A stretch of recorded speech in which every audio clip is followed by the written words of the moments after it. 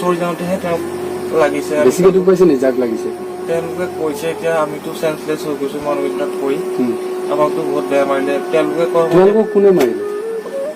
এই বাগানৰ ফ্ৰণ্টৰ পৰা মানুহ কেইজন ওলাই আহিছে। কাক কাক মাৰিলে? মোৰ আৰু মোৰ দেৱাশিষক। তোমালোকে দুজনে একেখন স্কুটিত আছিলে? আমি একেখন স্কুটিতে আছিলো। কেইজন ল'ৰা আছিলে তোমালোকে?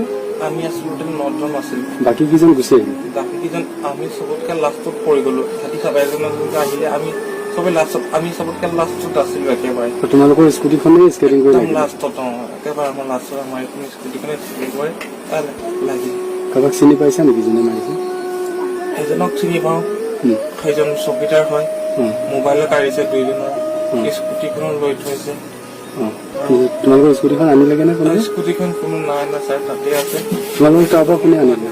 ছাৰ থানাৰ গাড়ী গৈছিলে আৰু তাত হস্পিটেলত আমাক লৈ গৈছে। তাৰ পৰা যোৱাৰ ট্ৰেফাৰ কৰিছে। দেৱাশিষ তাতে চেঞ্চলেছ হৈছিলে? দেৱাশিষ তাতে চেঞ্চলেছ হৈছে আৰু তেওঁকো যোৱাৰ ট্ৰান্সফাৰ কৰিলে, একেলগেই আছিলো। সি বেছিকে দুখ পাইছে ন? তাক ইমান মাৰি, তাক ইমান মানা কৰো, তাক মাৰিবলৈ ধৰণে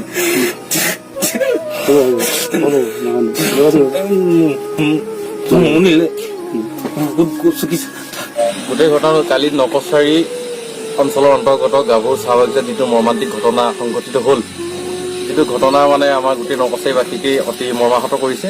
আৰু আমি জানিবলৈ পাইছো যে ল'ৰাকেইজনক ইমান পৰ্যায়লৈকে মাৰি আছে, যাত মানে ঘৰৰ মানুহ, দেউতাক আৰু বায়েকো উপস্থিত আছিল।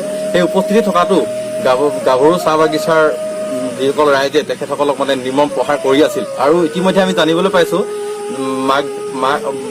দেউতাক আৰু বায়েকে যিকেইজন মানে অভিযুক্তকাৰী 2-এজনক চিনাক্ত কৰিছে বুলি আমি ইতিমধ্যে গম পাইছো। আৰু আমি এইটো উচিত তদন্ত হোৱাটো বিচাৰিছো। আমি নকছাৰী এটা ফালৰ পৰা আমি দেৱাপাৰ আৰক্ষী চকীত এখন এজাহাৰ দিয়া হৈছে।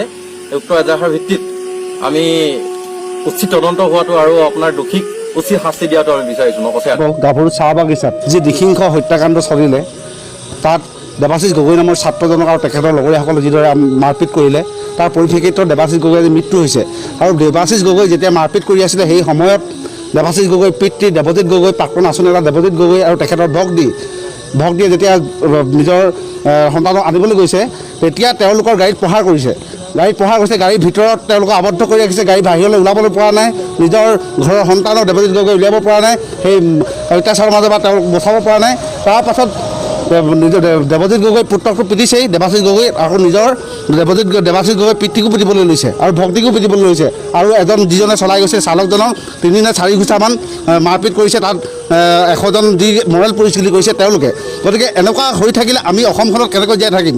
আমাৰ খিলঞ্জীয়া অসমীয়া ভূমিপুত্ৰসকলে যদি এইদৰে মাৰপিটৰ সন্মুখীন হ'বলগীয়া হয়, মৃত্যুক আঁকোৱালি ল'বলগীয়া হয়, তেনেহ'লে আমাৰ খিলঞ্জীয়া ভূমিপুত্ৰৰ অস্তিত্ব ক'ত? গতিকে আমি চৰকাৰক আহ্বান জনাব বিচাৰিছোঁ, আমাৰ খিলঞ্জীয়া ভূমিপুত্ৰ যিসকল আমি সদসম ছাত্ৰ সন্থাই আহ্বান জনাইছোঁ যে তেওঁলোকক সুৰক্ষিত কৰক, প্ৰথম কথা।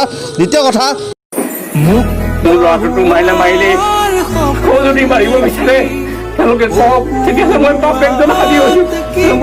মইতো জীয়াই থাকি গিলাছে একমাত্ৰ ল'ৰাটোৱে মোক গ'ল। গতিকে তেওঁলোকক যদি মানুহ মাৰি হেঁপাহবোৰ লনাই, তেতিয়াহ'লে কওক মই হাবি হৈছোঁ, তেতিয়াহ'লে মোকেই মাৰি পেলাওক।